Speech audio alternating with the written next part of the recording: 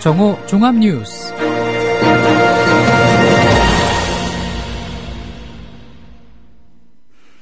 (11월 2일) 국민라디오 정오 종합뉴스입니다. 먼저 오늘의 주요 뉴스입니다.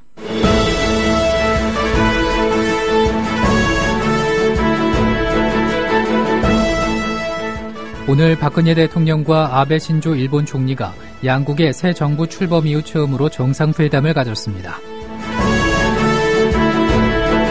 오늘 역사교과서 국정화 전환 행정예고 기간이 끝나는 가운데 주말 동안 학생들과 시민들이 국정화 반대 시위를 열었습니다.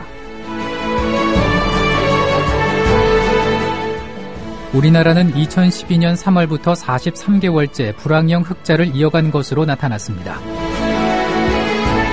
식품안전당국이 햄, 소시지 같은 가공육과 붉은 고기류에 대해 대부분의 국민들은 우려할 정도는 아니라고 밝혔습니다. 정오 종합뉴스 잠시 후 시작합니다.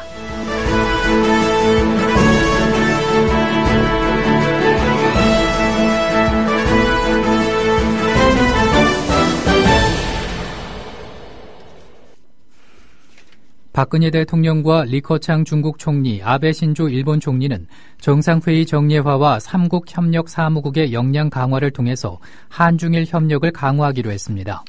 삼국 정상은 정상회의에서 이 같은 내용에 합의하면서 교육장관 회의 신설, 환경장관 회담을 통한 환경협력 강화, 청소년 스포츠 교류 활성화 등도 함께 추진하기로 했습니다. 특히 한중일 협력 복원을 위해서는 역사를 직시하고 미래를 지향하는 정신을 바탕으로 삼국의 각종 문제를 풀어야 한다는 점에도 뜻을 같이 했습니다. 오늘 박근혜 대통령과 아베 신조 일본 총리가 양국의 새 정부 출범 이후 처음으로 정상회담을 가졌습니다. 두 정상은 회담에서 북핵과 미사일 등 한반도 정세와 한태평양 경제 동반자 협정 TPP 등에 대한 의견을 나눴습니다. 한편 위안부 등의 한일 간 과거사 문제와 일본의 안보법 등 민감한 현안들이 대립하고 있어 회담 결과에 관심이 모이고 있습니다. 현재 박근혜 대통령과 아베 신조 일본 총리는 단독 회담을 마치고 확대 정상회담에 들어갔습니다. 대학생 20여 명이 오늘 오전 10시 30분쯤 한일 정상회담이 열린 서울 종로구 청와대 앞에서 위안부 문제 해결을 요구하고 자위대 한반도 진입을 반대하는 기습 시위를 진행했습니다. 이들은 대학교 역사 동아리 소속으로 청와대 사랑채 인근 분수대 광장에서 친일 외교, 굴욕 외교 중단하라를 외치며 기습 시위를 벌이다 전원 그 자리에서 연행됐습니다. 오늘 역사교과서 국정화 전환 행정예고 기간이 끝납니다. 앞서 교육부는 지난달 10일 중학교 역사와 고등학교 한국사 교과서를 국정으로 발행하는 내용을 담은 교과용 도서 국검인정 구분안을 행정예고했습니다. 예정된 확정고시일은 오는 5일이지만 교육부는 전자관보 방식으로 5일 이전에 확정고시하는 방안도 검토하고 있는 것으로 알려졌습니다. 확정고시가 되면 정부가 행정예고 기간에 접수된 찬반 의견을 정리하고 앞으로의 교과서 집필 계획을 밝히게 됩니다. 새정치민주연합은 정부의 중고등학교 역사교과서 국정화 관련 정부 고시한 행정예고 마지막 날인 오늘 국정화 저지를 위한 막판 총공서에 나섭니다. 새정치민주연합 한국사교과서 국정화 저지 특위 위원들은 오늘 정부 세종청사를 찾아서 역사교과서 국정화 반대 국민 의견 전달에 앞서 오늘 오전 국회 본청 앞에서 성명서를 발표했습니다. 특위는 성명서에서 지금이라도 늦지 않았다. 정부와 청와대는 국민의 의견을 겸허히 받아들이고 국정화 고시를 철회하라며 이를 통해 소모적인 논란의 종지부를 찍고 지금부터라도 민생 문제 해결에 매진하기를 기대한다고 촉구했습니다. 세계 최대 규모의 교원단체인 국제교원단체연맹이 한국사 교과서 국정화 방침 철회를 촉구하는 서한을 우리 정부에 보냈습니다. 지난달 프레드 반 리우엔 사무총장 이름으로 박 대통령과 황우여 부총리 겸 교육부 장관에게 보낸 서한에서 중학교 및 고등학교 학생들에게 정부에서 발행한 유일한 역사 교과서만을 사용하도록 하는 계획을 즉각 철회해달라고 촉구했습니다. 이와 함께 한국사 교과서 국정화 반대 서명과 시국선언에 참가한 교사들에 대한 징계 조치를 즉각 중지할 것을 요구했습니다. 한국사 교과서 국정화 확정 고시를 앞두고 청소년과 대학생, 교사와 교수 등 시민들이 집회를 열었습니다.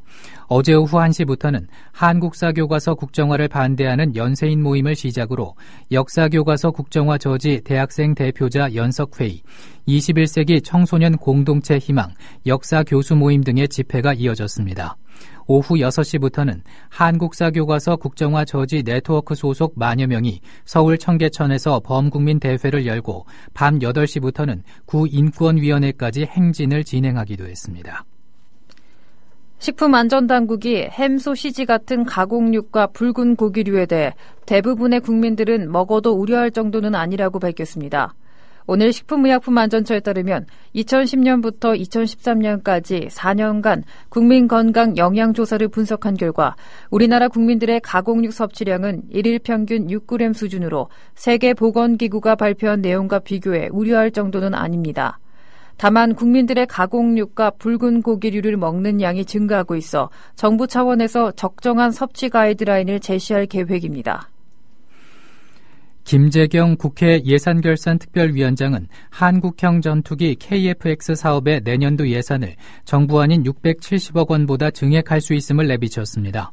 김재경 위원장은 기자간담회에서 KF-X 예산의 증액 가능성을 묻는 말에 방위사업청이 애초 기획재정부에 요구한 1,600억 원과 정부 원안인 670억 원 사이에 결정될 것 같다고 답했습니다. 이에 대해 KF-X 정두원 국회 국방위원장은 해당 상임위의 의견을 무시하는 월권 행위라고 맹비난해 예산 심의 과정에서 논란은 더 커질 것으로 보입니다. 이동통신 3사가 무제한 요금제에 대해 사실상 부당 광고를 인정했습니다. 공정거래위원회는 지난 10월부터 이 통사들이 LTE 요금제를 광고하면서 무제한이라는 표현을 사용한 데 대해 허위 사실이 있는지 조사했습니다. 현재까지 조사 결과 음성통화는 휴대전화끼리만 무료였고 데이터는 일정량 이상 사용하면 속도가 급격히 떨어집니다. 이와 관련해 SK텔레콤과 KT, LG유플러스는 스스로 소비자 피해 구제 방안을 마련하는 동의 의결을 공정위에 제출했습니다. 신용카드 수수료가 대폭 내려갑니다. 금융당국은 연 매출 2억 원 이하인 영세 가맹점의 카드 우대 수수료율을 현행 1.5%에서 0.8%로 내리기로 했습니다. 또 연 매출 2억 원에서 3억 원 사이의 중소 가맹점 카드 우대 수수료율은 2%에서 1.3%로 0.7%포인트 낮추기로 했습니다. 매출 3억 원에서 10억 원까지의 일반 가맹점 수수료율도 평균 2.2%에서 1.9%가 되도록 유도하기로 했습니다. 금융당국은 이번 인하로 카드 가맹점들의 수수료 부담이 6,700억 원가량 줄어들 것으로 예상했습니다. 우리나라 경제에 불확형 흑자가 지속되고 있습니다. 한국은행이 발표한 지난 9월 경상수지 흑자는 106억 1천만 달러로 8월보다 22억 1천만 달러, 지난해 9월보다 31억 6천만 달러 증가해 2012년 3월부터 43개월째 흑자를 이어갔습니다. 9월 수출은 452억 7천만 달러로 지난해 9월과 비교해 10.8%, 수입은 332억 1천만 달러로 23.2% 각각 줄었습니다. 전문가들에 따르면 경상수지 흑자가 이어진 것은 유가가 떨어져 원유 관련 수입이 수출보다 더 줄어든 데 따른 것으로 분석됐습니다.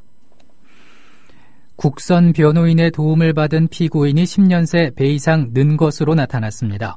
법원 행정처가 발표한 사법연관을 보면 지난해 국선 변호인이 선정된 형사사건은 12만 4,800여 건으로 재작년 11만 1,300여 건보다 12.1% 많았고 지난 2005년 6만 2,100여 건보다 배 이상 증가했습니다.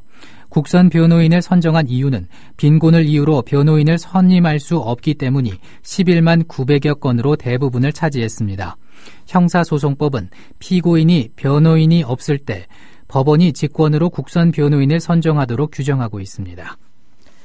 서울 지하철 9개 노선 중 대부분이 적자인 것으로 나타났습니다. 서울시 집계에 따르면 지난해 1호선부터 9호선의 단기 순손실은 4,245억 원이었습니다. 손실이 가장 큰 노선은 3호선으로 1,118억 원으로 집계됐으며 5호선 913억 원, 6호선 790억 원 등의 순이었고 반면 2호선은 365억 원, 9호선은 31억 원의 이윤을 냈습니다. 서울시 도시교통본부 관계자는 노령층 무임수송은 국가에서 시행하는 복지정책이며 국가가 직접 지원금을 주는 코레일과의 형평성을 고려해 서울시에도 손실액의 절반 정도는 지원해줘야 한다고 말했습니다.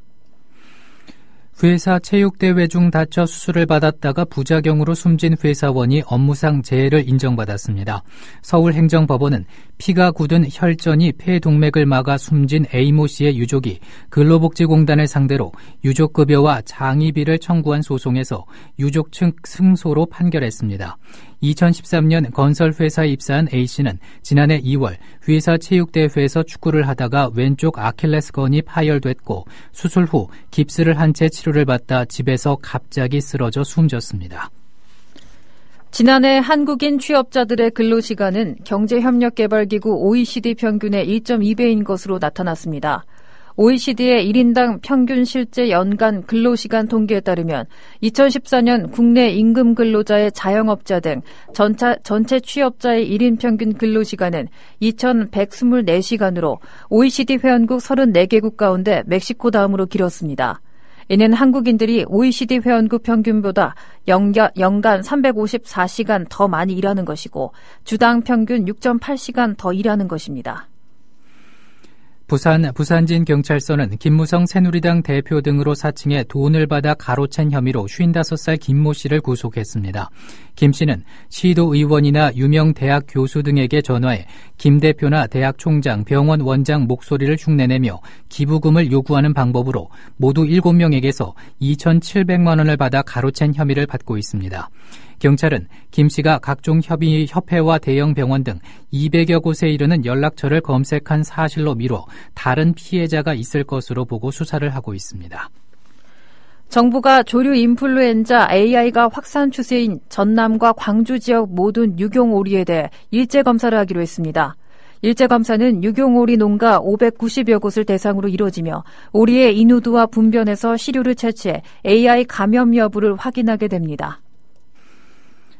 계속해서 날씨입니다. 오늘은 전국이 대체로 흐린 후 낮에 서쪽 지방부터 점차 맑아지겠습니다.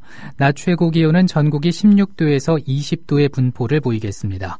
동해안과 일부 내륙에 건조특보가 발효 중인 가운데 대기가 매우 건조할 것으로 보입니다. 서울의 지금 기온은 13.6도, 습도는 38%입니다. 정오종합뉴스를 마칩니다. 제작 이정일, 진행 정승조, 신지혜였습니다. 국민라디오